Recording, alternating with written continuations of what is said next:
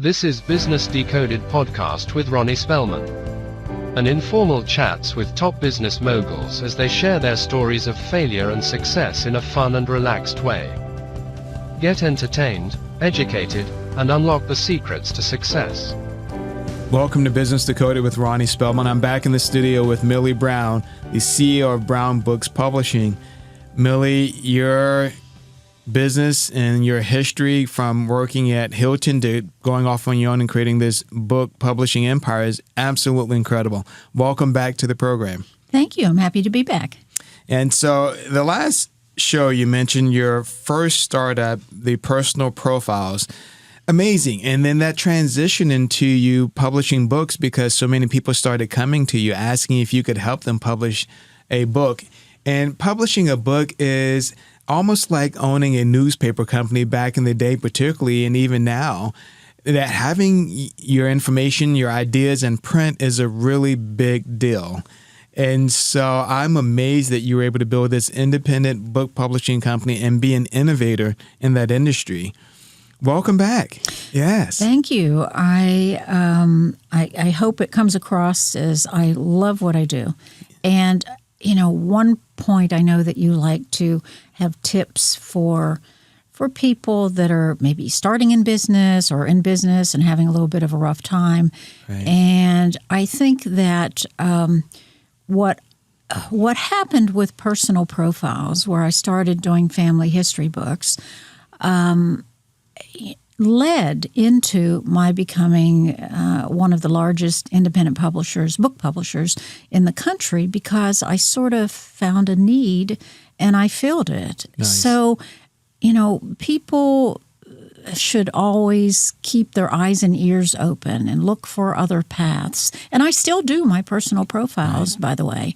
I just folded that into Brown Books because it's still a passion of mine. Right. But it is something that Ancestry.com, when they came, if I had still been doing, and I haven't thought about this in a long time, but if I had just still been doing my family history books when Ancestry.com came into being, they might have put me out of business.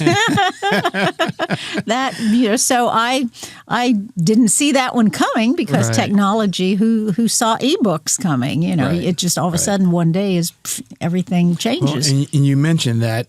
I look back to the days of when Amazon started. And they started as just a book selling company. And a lot of the younger people might not realize it today because you can get anything on Amazon. But they chose books as their primary industry. If you've not had a chance to watch it, the Jeff Bezos story, and he talks about, it tells the story of how he started the book business online. Everybody thought he was crazy. And that is something that maybe one of these days I'll do a book about and interview all the people that were told they were crazy or they couldn't be successful, that their ideas made no sense to the rest of the world. And look at them now, because it just starts with an idea, and then you just have to have that crazy person that just won't give up on it. Now, so that's a really interesting point, which is why, for me, having this program made sense. So if you had to speak to that person out in the world, whether they're young or older, that are looking to start a business, and they've decided to throw that piece of paper away with their idea on it because someone told them that it was a crazy idea, what would you tell them? I know in the last program you mentioned failure is not an option, follow your instinct, but what Business Decoded tips would you give them about staying true to what they want to accomplish and figuring out how to get it done? Okay. I think some of that, or a lot of that, has to be confidence. You've got to have belief in yourself. Right. And if you don't believe in yourself, nobody else is going to believe in you. And so if you really think something through and you have just kind of forget about what other people tell you, because I have found, this is maybe a negative thing to say, but I have found that most people are not successful, and I'm talking in a grand sense. Sure. Most people just listen too much to the naysayers. And I don't know what the percentages are. You could probably ask a motivational speaker and they could tell you. But most people are going to tell you why something won't work. Right. instead of, unless it's your mom and dad, and then, they're going to be your champions. Sure. And when people come into me all the time and say, everybody that's read it loves my manuscript, and I always have to say, are they related to you? Okay, that makes all the difference in the world. Sure. I'm going to give you the truth, the whole truth, and nothing but the truth. But it's a matter of believing in yourself and just go for it. Don't let the naysayers talk you out of something that you're never going to know. You're never going to know unless you just, follow your dreams, follow your heart, just make a pact with yourself that to become successful, it's going to, I do have a revelation, and I don't know, I don't think I've ever heard anybody say this, but it might be all over the internet. But, what I have found throughout the years, that every time things are the darkest, every time that something's not going right, and there's just all kinds of negativity, that is a sign that when they say it's always darkest before the dawn, that all of a sudden it's getting ready to happen.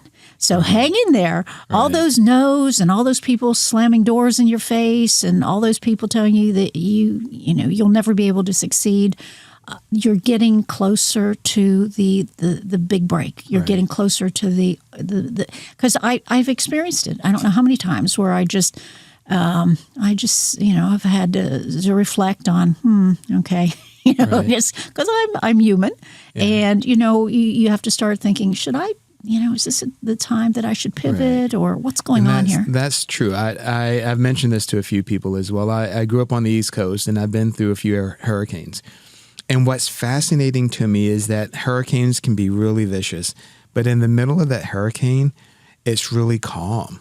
It's actually the sun. You can see the sunshine through it. If you're on one of the edges of the hurricane, it can be the middle of the day and it's absolutely dark. But in the center of that storm, there is some clarity that happens. And if you weather through that storm, you're right, you can build something really great. But so many people are just prone to giving up, and that's the biggest failure of all. Right. Giving up, be it on your dream or your goals. You just have to stick it out and be. So, Millie, how did you get that strength? You were in your 20s when you started the businesses. You made your first $1 million by 31.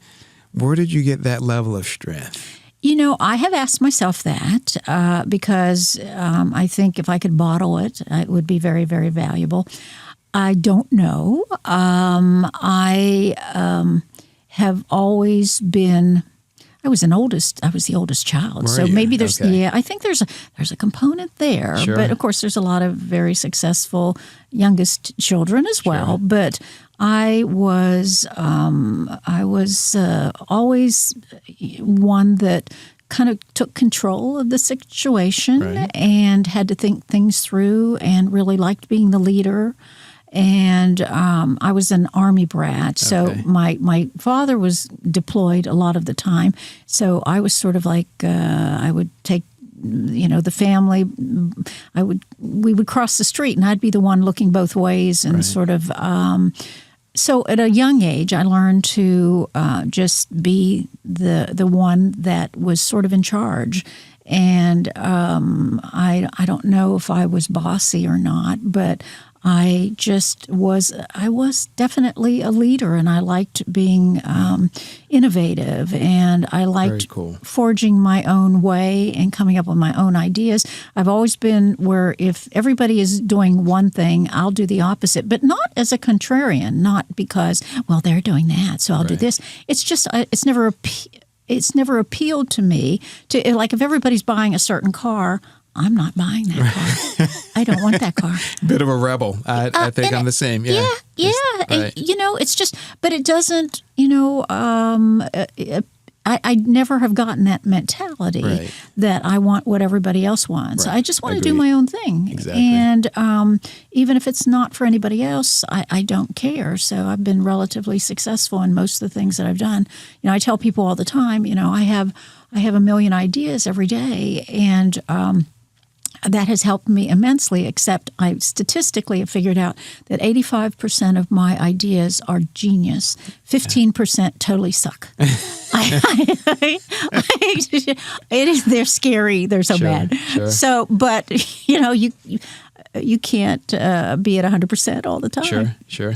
Now, and that's really an intriguing point, though. If 80%, I guess part of the key for a lot of people is making sure that 80% consumes and that they're executing on that 80% and not falling kind of victim to the 15% that doesn't work out. Yep. But again, that goes back to knowing yourself and not letting, when somebody looks at me wide-eyed, when I have an idea and I know what they're thinking, that's kind of great. Sure. I know that, it might be. But I'm never going to do anything I'm never going to lose the farm. Right. I'm a risk taker, but it's a measured risk. Right. And that's the other thing that I look at some people that, have a lot more money than I do. And I've seen them bet almost everything that they have. Wow. And I could not do that. I have to be able to sleep at night. Sure. And but I'll take risk to a certain extent. Sure. One of the things that I'm a big believer in, I've never borrowed a penny in business. Oh, wow. Yeah, and that's one thing that my MBA friends and a lot of my other friends that are CEOs. I know that I've belonged to a lot of CEO groups, and they always bring in someone who is going to tell you how you need to be best friends with your banker. I don't have a banker. I don't need a banker. I don't want a banker. I have funded all of my businesses out of my own pocket. That is incredible. I own everything 100%, and that's just what works for me. Now, could I have been much more successful a lot faster? Maybe. Sure. I understand how that works, but I like the control. I like the ability to be able to do what I feel needs to be done, make decisions that I'm comfortable with. And again, it's risk reward. I'm making the decision. So if it works for me. If it doesn't work. And you're right. That's where so many companies, even the large companies, get into troubles because they have so much debt that they've used to grow or expand. And if something goes slightly wrong, they're in trouble. Correct. I've seen it. I've personally witnessed it. I have a lot of friends that I've seen them go from the highest of highs to the lowest of lows and go out of business. That is not for me. I just not beholden to anybody else, and that's a good feeling. But as I said, people are always trying to give me money, and I love it. and and you say no. No, I don't. I just want to, I'm going to go a little bit slower, grow a little bit slower. I understand the trade-off there, but it works for me. That's incredible. Now, do you have operations internationally? So you're publishing, producing, distributing books internationally as well? Yes. Multiple languages? Well, okay. When I told you the story about how long it took me to get distribution, that was for the United States of America. Okay. That was to distribute in this country. And I can't begin to tell you how complex and difficult. We collect revenue from thousands of different sources, and then because of our business model, every month our authors get a statement and they get the money that we collect for them every month. Wow. And that's highly, highly unusual. So for international, I have a lot of times I have people who will start talking about they want to publish their book in France and they want to publish their book in Mexico and they have grand ideas, but I try to explain to them how difficult it was just to master the United States of America. So what we do, we work with agents all over the world who are looking for projects to purchase for a country. For instance, if we have a book about whatever. Well, I'll give you an example. I have a book that I love. It's the cutest little book. It's a coffee table book about penguins. It's a coffee table book. It's beautiful, and it's called Penguinpedia. The author is a CEO he's an Israeli CEO of a real estate company, and his passion is penguins. Who would have thunk it? I love it. And he traveled the entire world and photographed every species of penguin. There are 17. Most of them are warm weather penguins. I learned so much about there's so many things. I have useless information. I think we think the difference, right? That they're not warm weather. No. You always see, little penguins and they're going across the ice. Right. Yeah, the iceberg. But that book sold so well in Japan. The Japanese love penguins. We sold the book, and what happens, because I allow my authors to retain the rights, that now I'm acting on their behalf as their agent, around the world. So I get them in advance, and I get them royalty payments because and I think a lot of international agents come to us and love us because I don't have a floor of legal like the big houses in New York do. All I do, I call up my authors. I make it real simple. Right. I call my authors and say, "Hey, I've got Japan interested, and this is the deal that they're wanting to make. Take it or leave it. I'm not going to spend, they're not offering, hundreds of thousands of dollars. So I'm not going to spend a lot of time negotiating back and forth. But a nice little $10,000 advance. I mean, that's finding money in the streets. I mean, just somebody called you up and you just made $10,000 and didn't do anything. Exactly. So they'll take the files and they transcribe and they do all the printing and binding out of their pocket. They pay for everything. And then my author just sits around and waits for the royalty checks to start coming in. And they're not 7%, right? They could be. They could be. That's traditional publishing. They're not, unless, they're not hitting the jackpot, but it's extra money. Right. And there's a lot of countries out there that love American books. I mean, we still are, for the most part, we are still admired by the rest of the world. Okay. That is incredible. So, Milli, your best-selling book, what would you say that is in your portfolio? Do you have any that come to mind? Well, a lot. But a lot of people usually phrase that question a little bit differently. Most people say, what is your most successul book? Sure. Well, success could mean a lot of different things versus revenue and everything else. But correct. And you're spot on with that. Because all of my authors, everybody that comes to me has a different reason for wanting to publish. So, and what we're so adept at is what does this particular author want to get out of this publishing experience? And we switch gears with every author that we publish. But I would say right now I have an author who, and I have lots of authors that have come to me that have been very successful with the traditional publishing houses. And I have a gentleman by the name of Michael Sampson who has sold in his lifetime, he's sold over 40 million books. Wow. Okay. And he has come to Brown Books, and right now we are publishing, I think we're in our 8th book for him. Incredible. And why did he come to Brown Books? Well, he gets nice little royalty checks from Simon & Schuster. Right. He has, off the record, he has told me that he has had a much better publishing experience with Brown Books. I love it. But he won't put it in writing. So that's just between you and I. Sure. I love it. But he loves, I think what he likes best is our, I trademarked relationship publishing many, many years ago. Okay. And that is something that, unless you're a best-selling author and you've sold millions and millions of books, you're not going to get with the big houses. Right. We work with every author. Every author is a VIP to us. And it's our job to see to it that they're successful, because if their first book does well, they'll come back with a second book and then a third book and a fourth book. So my success, in effect, is directly tied to their success. And I figured that out. I wish all businesses understood that, but unfortunately they don't. That is amazing, though. Just the premise of what you mentioned. And it sounds like, though, you offer a really hands-on approach to working with your authors, which is good. Like it seems to me like they feel comfortable knowing that their book will be taken care of. Well, yes. And I am the publisher that I would have wanted had I had a book. And so I make sure that right from the get-go, whether it's a ghost writing project, we do a lot of ghost writing because in today's world, people are busy or they're just not writers, and there's no shame in that.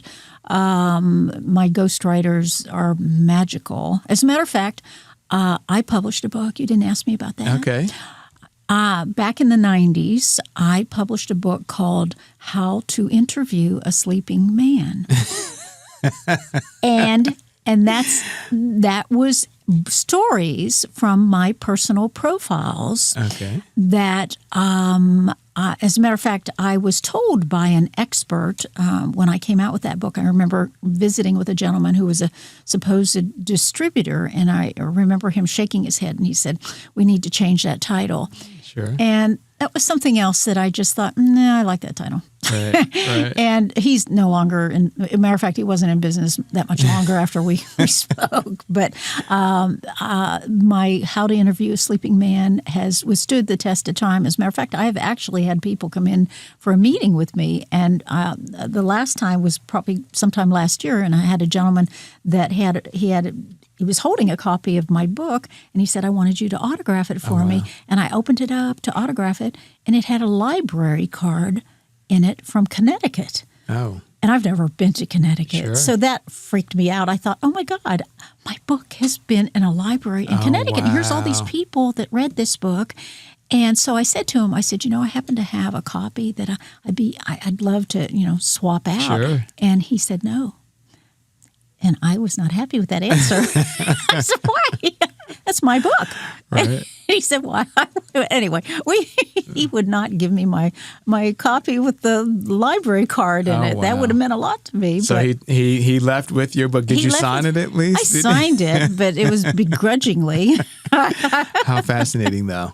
It's probably what you mentioned there. That's probably like hearing your song on the radio for the first time. There's just the idea of seeing your book that came from a library as one of the catalog items. Decades ago. Right. Back in the early 90s. That's amazing. So that was, that took me back in time, and it was just a bit of memorabilia. And right. I'm a person that keeps everything. I don't ever throw anything away. Right. And so I always talk about when I have my museum, my Brown Books Museum or my Personal Profiles Museum, and that would have been a nice little something that I would have liked to have had in my museum. Wow.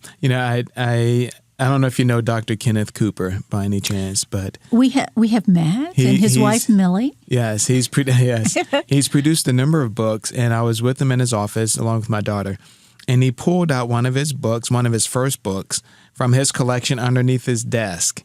And he gives it to my daughter, and he signs it. And the staff is looking, they're a little worried, like, is this your last book? You need to hold on. But for me, it was so special for him to give one from his personal private collection that you could tell had been in his desk for quite a period of time. It was really neat. It moved me. Well, a book is a very personal possession, and publishing a book is a very personal experience. And I think that is one of the reasons why I take what I do so seriously, because I don't take it lightly. And I understand that each and every author is looking to get something different out of it. I just talked to a lady today, my last phone call, and I had to talk real fast before I left the office to get here in time. Right. And she said, I said, well, why do you want to publish? And she's a retired special ed teacher. She has her PhD. And she said, I've always wanted to write children's books. And she said, I have 3 that I've already written. And I said, well, why do you want to publish? And she said, I just want to read to children. Wow. I just want, this has been something that I've been wanting to do for my entire life. And now I have the time. And I so noted that because some people say money. I want to make a lot of money. I want to sell 1 million copies. And I have to straighten them out and make them understand they're probably not going to sell 1 million books. It just doesn't work that way, at least not to start out. Right. But everybody has different goals. And what we do is we listen very intently to what an author wants. And the personal hand-holding is so necessary because authors can be very insecure. Sure. That was maybe one of my very first takeaways when I started publishing, I'll never forget, I had a big fitness guru that he trained Mark Cuban. Oh. He trained Michael Dell. Okay. I mean, he was the biggest and the best at the time. And his book was getting ready to come out. And I remember him coming into my office one day and he said, "Millie, do you really think my book is good?" Oh. And I said, I won't say his name, but we're dear friends to this day. Right. And I said, of course your book is good. I mean, it's just, and we had a long talk about that. And I thought, I'm having to motivate the motivator. Wow. Wow. And then almost back to back, I had a woman who, she was a psychologist that worked with the FBI on serial killer cases. Oh, my. And her book, she had written a novel about serial killers. And, I mean, who knows them better than a psychologist who works with the FBI? Right. And she did the same thing. She came into my office and she said, "Do you really think that this book is good?" And I thought, oh, there's another one. What's going on here? I'm having to give a psychologist a shrink talk. Yeah, it's just like we're having it. Let's go back. You're the one that came in here. Remember the first time we ever talked, and you were so upbeat on your book, and you knew it was going to do well, and you were so positive, and now you're. But before a book comes out, and I have since seen it 1,000 times, that an author gets nervous because they're bearing their soul. They're going out into the world, and what if nobody likes it? Right. What if that's public humiliation in a sense, in their mind. Sure. And they start having doubts. And I just have to make them understand that I'm not going to publish it if it's not good. Right. So it just, I'm here for you. And we've talked about this, and we just need to, kind of get be you. Patient, yes, and be patient, and know that your book is probably not going to take off like a rocket ship. Right. It is going to be maybe sometimes a slow build, but is. you, above anyone else, have to believe in it. Right. You have to be the one that is telling people why they should buy it and why it's so good. So get that.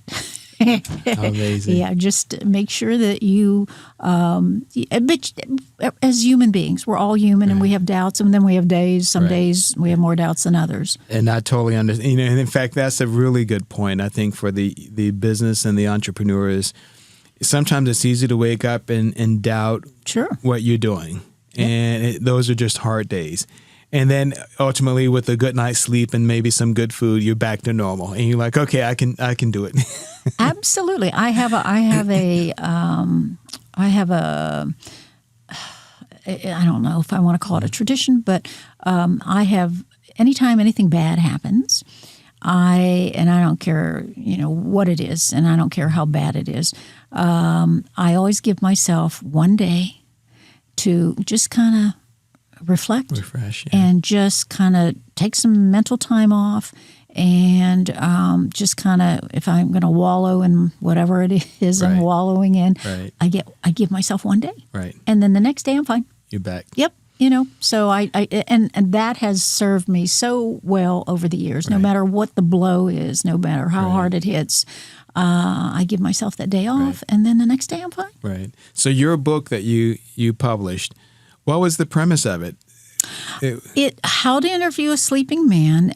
What I wanted to do was teach people how to interview because I was only one person and I couldn't interview everybody in the country. And I thought I need to write a book to share all the things that I've learned, because I honestly, and when I said to you earlier that my motto is ignorance is bliss, I thought that has just served me so well. But I got into doing family histories thinking I was a little bit Pollyanna. I thought, oh, families, this is going to be so much fun. What could go wrong? Right. Oh, my God. So my book is kind of all the things that went wrong when you're interesting. It's not a negative book. It's through storytelling, and I don't name names. And I had to edit it down so the real story is not fully there. But families have a lot of underbelly. Right. And, I can tell you, my worst experience was I had a gentleman who was a big entertainment attorney here in town. And I was so excited when I gave him his first transcript to read over and make sure, because sometimes when you're transcribing interviews, people put the wrong words in there, and it was at Christmas time.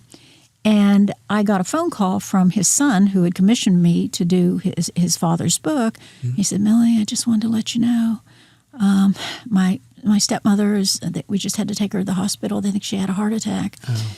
And my sister just stormed out of the house, and she's gone back to Austin, and she's burning Dad in effigy. And Dad left the manuscript out on the coffee table, and everybody read it. And it was rough. It was just the literal transcription from our interviews. Right. And so I learned from that experience that there's this thing called the mute button on the tape recorder that I used to use. And when they start telling stories that should not go in the book, hit the mute button quick. Right. Because if it gets transcribed, there's a real good chance that somebody might read it. Right. And in the book, he talked about his first wife and how much he loved her. Wow. And just he said bad things about the daughter's mother, and not bad things, but just negative things. Sure. And and I remember being devastated. I thought, me and my fancy ideas, I just tore this family asunder because I'm going to preserve their history, and I just threw a grenade right there into the family. Well, of course, it all worked itself out, and they ended up with a great book that they are very, very happy with and proud to hand down from generation. He's gone now, but it was a book that so. I had the controls. I had to understand that you have to have controls when you're doing anything so personal. Now, who are some of the most fascinating that you've met around the world? Any that stand out? Kings, queens, any unique people? J.K. Rowling's, any? Oh, my goodness. I have one of the things that I love most about what I do for a living is that I get to publish books for the most interesting people. Right. And I learn so much from them that I never know who's going to be walking through my doors next with what kind of a story. One of my very favorite people, and how long have you been in Dallas? For about 5 years now. 5 years. You wouldn't have met her, but there was a little lady by the name of Ebby Halliday. Okay. And you may have seen the real estate signs. Yes. Okay. Yes. Ebby is one of my mentors because, if for no other reason, she published her book at 97 years of age. Wow. And she passed away at 103. And when she came to me to do her book, she had I think it was a $3 billion empire at that point in time. She started a real estate company back when women, she started out as, she made hats for a living. Right. And then she transitioned into real estate, commercial real estate. And her story was so inspiring. But I think what was most inspiring, if I could say this, is the fact that when I published her book, she was sharper than you and I put together. I love it. And that motivated me to where, people talk about retiring. And it used to be 62 years of age, and then retirement has gone up now. I think it's like 70. And, we're living longer, and hopefully we've got all of our mental faculties. But I just am so inspired that my office is on the second floor in the building. And when people, I've been known to tell people that as long as I can still get up those steps, I plan on still coming in to the office every day. And that to me is, I have people all the time that want to buy my company. And my question to them is, and then what am I going to do? Shop and travel, right. That just, I don't, and I'm sure that's a worthy goal for a lot of people, but not for me. I That's enjoy, amazing. well, you know what they say, if you love what you do, you never work a day in your Absolutely. life. And that is what I have created for myself. And that's an interesting point for those entrepreneurs. I know we're at the end of our second discussion and interview with you, but so many people build businesses just to sell versus building something that they would be very proud to be a part of. And it looks like and sounds like you've built something that you absolutely love. I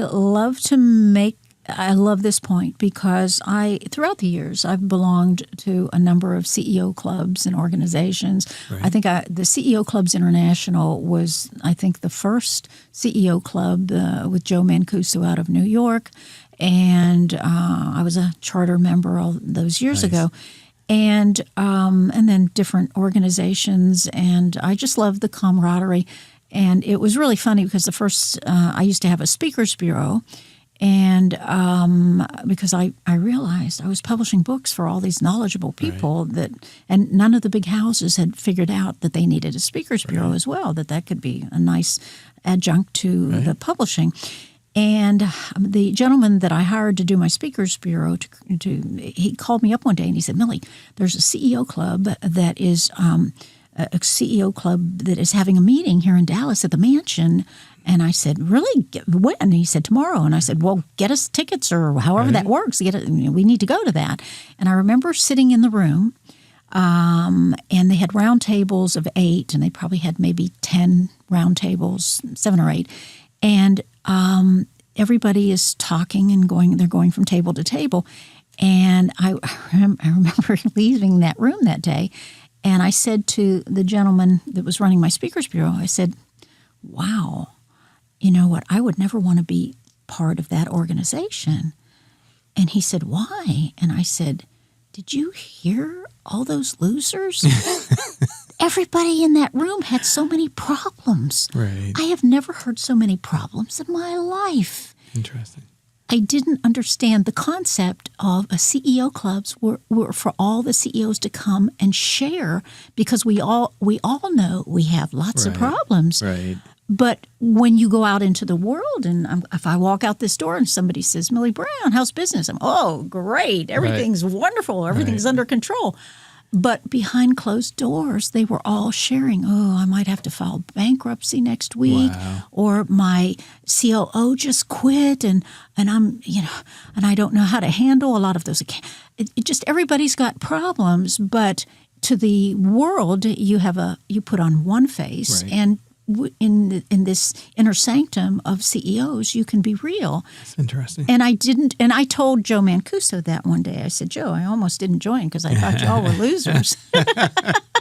And he was a little shocked. You're right. I've been to quite a few of those groups. Vistage is another similar one. Yes. But it's a good forum for people to try to figure out behind the scenes areas that they don't have an understanding of, and maybe get feedback from other people in similar situations. It's support groups, but what brought that to mind was the fact that they always bring in speakers that want to talk to you about selling your company. Sure. And I would tell my group, I would say, "Oh, I'm not going to be coming next month." And they'd say, "Why?" I say, "Well, because I'm not selling." And they'd say, "Well, just come anyway." Right. And I said, "No, I'm not interested in selling," because they all were, and it was almost like 99% of them, that was their favorite talk of the whole year.